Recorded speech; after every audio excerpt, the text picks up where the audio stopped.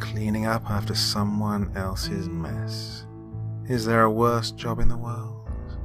Well, maybe not. Certainly if you're the protagonist in tonight's story. Welcome back, my dear friends. I hope you had a great weekend. And it's time for me to get you off on a great start to this week with a fantastic tale for your Monday evening. Now, you know what time it is, don't you? Sit back and relax with your favorite drink and listen.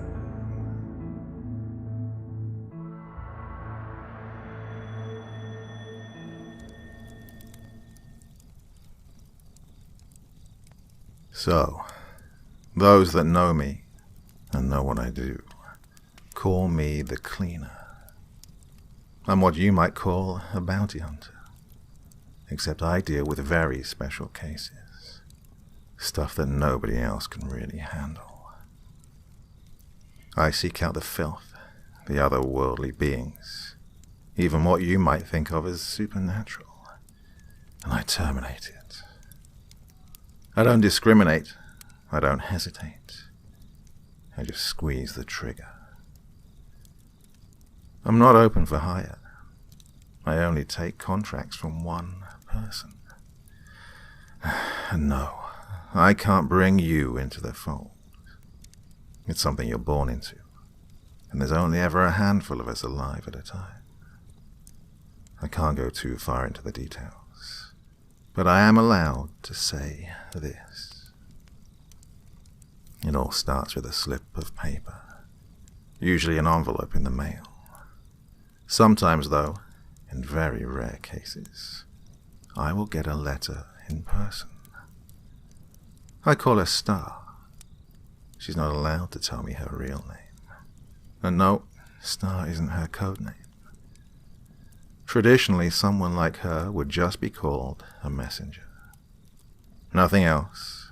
That is all they are. I call her Star, though. She has a real bright personality. Figured it fit.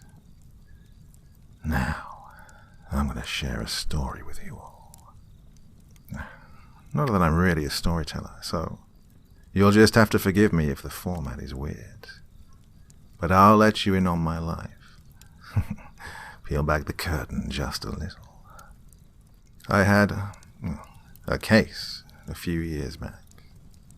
Started, like I said, with a knock at the door, which always gets my heart pumping. You see, we cleaners don't have friends, and we don't visit each other. So a knock at the door can only mean one thing. Star is there waiting with a special case. I unlocked the deadbolt, grabbed the cold doorknob, and slowly edged the door open. There was Star, as expected, greeting me with the huge smile she always wore on her face. "Morning, Mr. Clean. How you doing?" she asked politely, moving her bangs out of her eyes. I returned the smile and motioned for her to enter. Still alive, so I'm doing better than most of the people I know. We made our way into the kitchen, and I poured her a glass of water, something I always did for a messenger. I'm going to take a wild guess and assume this isn't a social visit. I handed her the glass of water. "Oh, thank you." She took the glass and sipped on the water before replying. "You know, one of these days I'm just going to pop by to hang out." It was a nice thought, but I knew it could never happen. It's against the rules, and no one breaks the rules. But you are right. She pulled an envelope from her back pocket. This one is gonna be a toughie. There were 2 pictures. Usually I got only one. She placed them on the table. The photos were of 2 monstrous-looking beasts, hairy and huge. I instantly recognized what they were, and immediately got a pit in my stomach. Star must have noticed because she responded with a reassuring pat on the back. "Oh, you can do it." They were lycanthropes, or more commonly known as werewolves. They're about as tough as it gets. Yeah, probably. But 2? Really? I shook my head and sighed. Am I to, take them on alone? Yup, and we both know what that means. She paused to drink more water. They're mating, so we're gonna need you to deal with this as quickly as possible. Can't be giving them a chance to separate and disappear. Lycanthropes are pretty much what they appear to be like in the movies. Vicious, strong, fast. Practically the perfect killing machine. However, in real life, they don't have any special weakness. They die the same way as everything else. And the best way to do it is blood loss. Explosives work well too, but that can tend to get messy, and you might blow yourself up too. I prefer hit and run tactics, and that's a problem when there's 2 though. You have to severely injure both of them before they have the chance to rip you to shreds. It is preferred to take them out before they have the chance to morph, but you've got a 50-50 on that though. Normally you won't see 2 in the same place, because they are extremely territorial. I groaned again. Fuck. Alright, I'll do it. Give me 2 weeks tops. If I don't check in, I'm dead. Contact 2 if that happens. She can take over the case. I'll doubt it'll come to that. Star always has confidence in my abilities. You always coming out on top, one way or another. I snickered. Yeah, well, just give me the details. The sooner I plan this suicide mission, the better. I was awarded a laugh from Star. Yes, sir. So, here's what we got.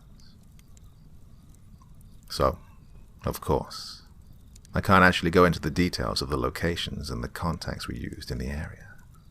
All I can say is that the events went down in a town in the United States. I'm sure the more curious of you will try to search for news reports and whatnot, but I promise you that you're not going to find anything. Any shred of evidence that was there is gone. My family's been doing this for a very long time. We're a lot better at this than you are. You will find nothing. Now, when a cleaner goes looking for information, there's really only one thing that can give you reliable facts. An imp. That's what we call them. They don't really have a name in the English language. They're half human and half, I guess what you would call, a demon. They're about as close to human as monsters can get.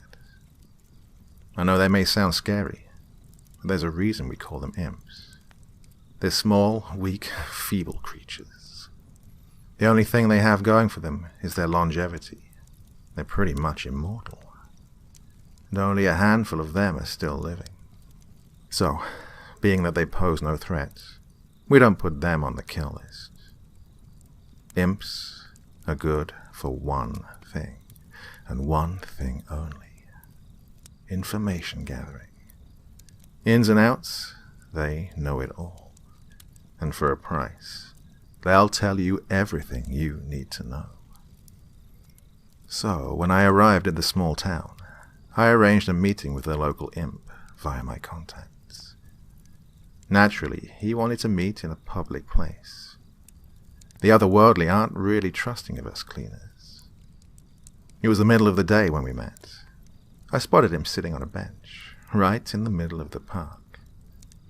To the average passerby, he might have looked like a small, odd-looking little middle-aged man, not worth more than 2 looks. I instantly noted the signs, however. Pointed left ear, hunched posture, one red eye and one blue. Imps all have the same disfigurements. They can easily blend in with contacts and whatnot, though. You might even have met one before, without even knowing it. I plopped down next to him. Mind if we cut to the chase, Imp?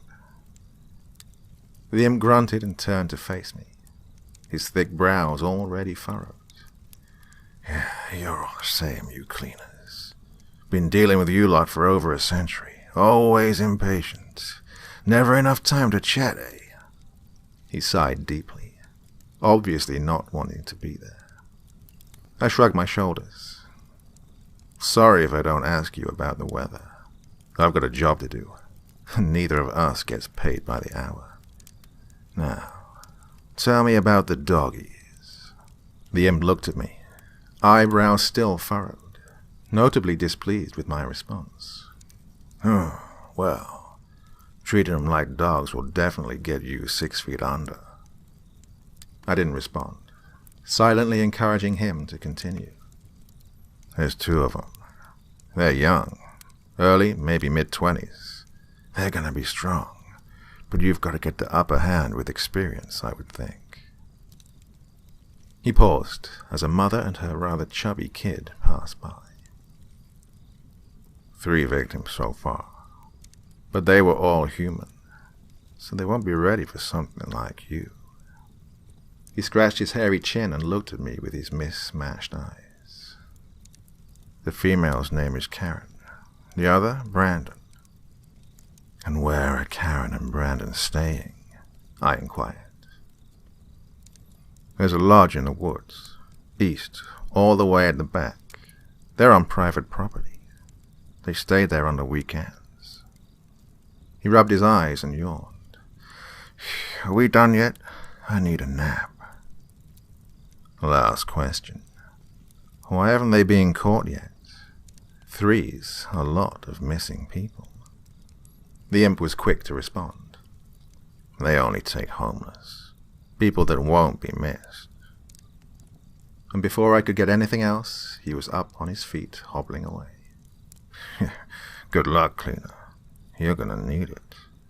Can't say I'll miss you if you die. He cackled as he walked away. Yeah, charming creatures. He was right, though. I'd need all the luck. Killing 1 werewolf is difficult. Killing 2 approaches the impossible. You have to plan, weigh the risks heavily, and hope that it all goes smoothly. And it has to go smooth. Bearing that in mind, I rested up, got familiar with the terrain, and eventually I found myself hiking through the thickest parts of the forest a few days later. It was dark. Not a single hint of moonlight was able to push its way through the thick canopy. I decided that it would be better to take them out after daylight hours. By then, they would have their next victim all ready, and the feast would have begun. Werewolves are emotional creatures, so I could only hope they were caught up in the ritual. Pitiful that I had to let a civilian die in the process. Well, not all hunts are without collateral damage, I reassured myself. Took about half an hour of wading through the thick trees before I started approaching a clearing. I could see the small cabin in the distance. At first glance, it was quite homely looking. Wooden walls, a fireplace smoking, even a sign that said welcome. There was one thing that did break the illusion, however. The screams. The bone-chilling screams of a man whose flesh was being peeled from his bones. I could see him, laying on a table, arms and legs strapped down. A man and a woman standing over him. The man had a large blade and was slicing through his skin like it was butter. They were chanting in an old language, one that doesn't even have a name.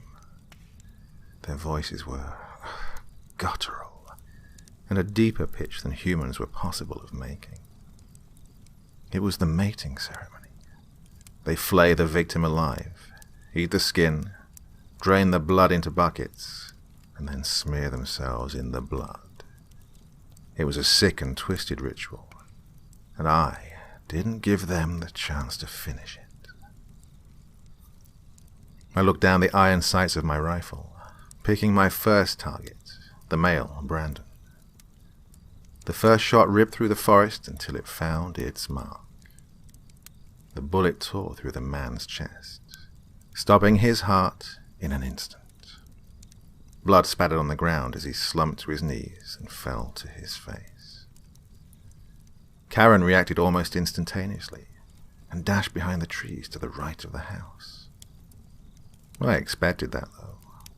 Werewolf reflexes were remarkable, even when in human form. I already knew what would happen next. She would change, become the monster I was sent to kill. The werewolf transformation is a slow, excruciatingly painful process. So I've heard, at least. Bones grow and break to morph the body into a massive beast. Hair stabs through the skin, creating roots where none existed before. Their teeth all fall out, and one by one are replaced by vicious fangs. Fingers and toenails are pushed out. In their place, only sharp bones remain, twice as long, strong and sharp. Close-quarter combat against them is, well, a terrible idea. Almost always fatal. I sighed and checked my surroundings. There were no signs of Karen.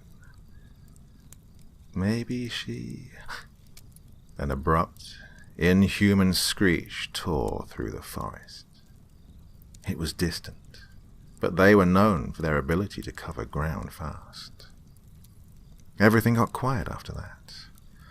Oh, fuck. I could feel the tremor in my hand already. Her transformation was complete, and I had just killed her lover. Again, they are very emotional creatures, passionate to their very core. I emptied the chamber of my rifle and pushed another round into it. It wasn't human anymore. Slowly, I started making my way towards the lodge, taking care not to make the slightest of sounds. I was inching my way to the ritual table. "Help me," I could hear the man croak out as I neared. "They're gonna kill me. Please help me." His voice was getting weaker. I looked over his bloody mess of a body, or at least what was left of it. "You need to call an ambulance." His breathing was more labored now, wheezing as his lungs fought for oxygen. I rested my hand on his forehead. "Oh, it's gonna be all right. Close your eyes. I'll take it from here." He tried to say something more, but his eyes slowly drifted shut, and his breathing eventually stopped. It was a shitty way to die. I let my eyes trail down to the other dead man, Brandon, the lycanthrope. Oh, he was young. Brown hair, blue eyes, and a hole in his chest. On the surface level, you can't even tell that they aren't human. There's no giveaway like there is with the imps. Werewolves are hard to find, unless, of course, they've morphed and are hunting you. I nudged him with my boot. No movement. Good, I thought. I stepped over his body and moved towards their cabin. I had to shut myself in. I needed to trap the beast. I opened the door slowly, pushing it with my rifle, making sure to close it behind me. The fireplace was still lit, making the shadows dance on the walls. "Very homely indeed," I said absent-mindedly. And it was. There wasn't much to it, but it was nice. A sofa and recliner by the fire. A kitchen past that. No TV, though. I looked back at the dead body outside. I guess they had, other interests. There were paintings on the walls, mostly of wolves and the such. Brandon's signature was on all of them. Guess he was a painter when he wasn't busy being a werewolf. Another screech tore through the forest, much closer this time. It was stalking the tree line, deciding how to attack. I snapped back to the task at hand. Right, best get to it then. I needed to immobilize the beast. I smiled as I dropped my duffel bag to the floor and set aside 2 large bear traps. Even a lycanthrope can't ignore steel teeth biting into its bones. I placed one by the door, maybe 5 feet away, and one by the window next to the fireplace. This ought to do. I waited, and I waited. 3 hours went by before I heard it again. The beast was smart to wait that long. I was tired, and the recliner was definitely helping me to fall asleep, especially with the warmth of the fire. However, the second I heard it, my adrenaline kicked into overdrive. It was circling the house, heavy footballs making solid thuds, made no attempt to hide its presence, growling after every other breath. Werewolves are masters at stalking their prey. You can only hear them when they want you to. It was no wonder she was able to get to the house without me noticing. She wanted me intimidated, and I was. I could hear the slow scraping of her talons as she carved into the house, the low guttural growl as she grew bolder with each step. Boom! The cabin shook violently as something smashed against it. Paintings fell from the walls. My body trembled, and then it got quiet. No more footsteps, no more growling. It was in kill mode. Oh, shit. Every hair on my body was at attention. Goosebumps rose on my arms, and the tremor in my hand returned. All the experience in the world can't save you from the terror of a pissed-off lycanthrope. I took a deep breath and slowly stood from the chair, rifle in hand. I doused the fire and positioned myself in the center of the room, equal distance to either of the traps. With the fire out, it was dark, and hopefully it wouldn't see the bear traps. You will die. It was a deep, almost demonic thing to hear a werewolf talk. Before I could react, the beast burst through the front door. I had to duck as the door flew past my head and crashed into the kitchen. There wasn't much light, but I could see enough. Maybe 8 feet tall, black fur, several 100 pounds. Oh, it was frightening. Muscles bulging, eyes glaring, fangs bared. It was pissed at me. I couldn't afford to waste a second, though. I raised the rifle and opened fire. Shot after shot. 3 times I fired on the beast. The attack barely phased it, as it only walked closer. The bullets ripped through its body, and blood slowly leaked out, coating the monster in a crimson glow. But it didn't care. They're tough. I just had to buy time, wait for it to step into the trap. That's it. Come and get me, I shouted, squeezing the trigger once more. The bullet hit its ear, and the beast roared in anger. Just one more step, and I had the monster. Yeah, that... It stopped right in front of the trap and leaned forward so that its head was in the moonlight. Ears flat against its wolf-like skull, grey eyes staring me down, and its bared fangs at me. You... It flung the bear trap to the side, causing it to clatter against the wall and snap shut. Die now.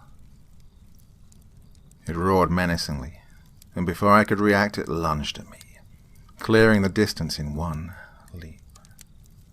It swatted me like a fly and sent me crashing into the fireplace.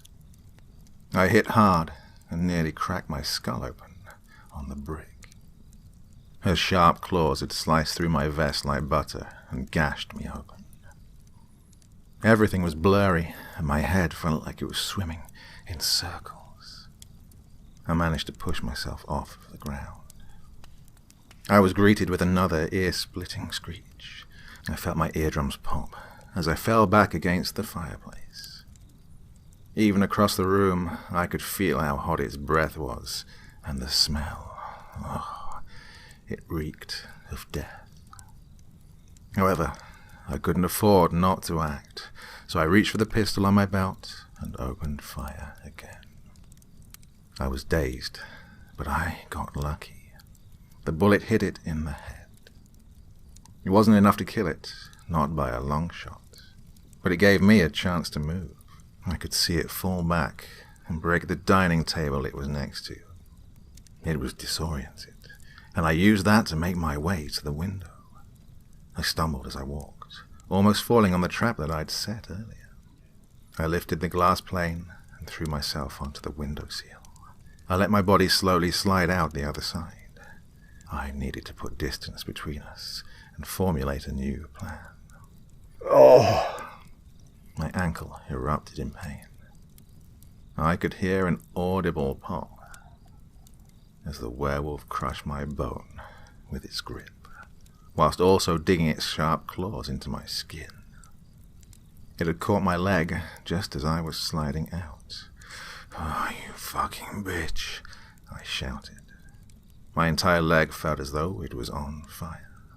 I was in a bad spot, more or less dangling out of the window.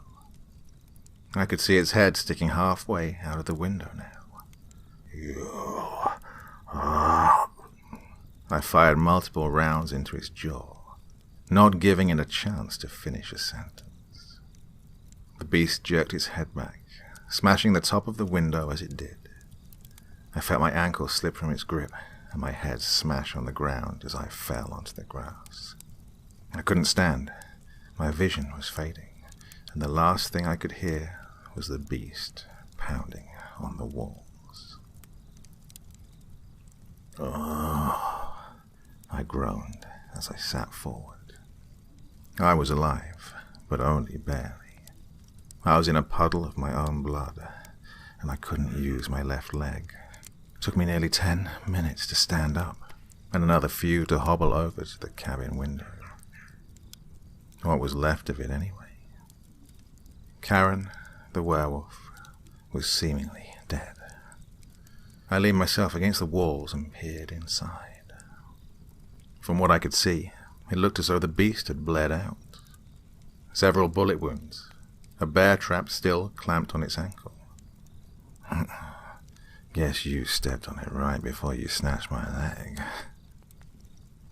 Even large pieces of glass sticking out of the back of its head. Looks like you died trying to break the wall down, though. I pulled my burner out of my pocket and dialed my only contact. Mission is a success. Gonna need a cleanup crew and a pickup for myself. Oh, and bring Helga. I'm hurt pretty bad. I let myself slide down against the wall. I drifted off, looking at the stars. They looked especially dull that night. Took me a few days to wake up from that. Spent even longer in recovery. Witch doctors can only get you so far. Well, that's the story for now. You don't have to believe me, but I assure you, some of the old legends are true. I might write again. I've got plenty to tell. For now, though, I've got business to attend to.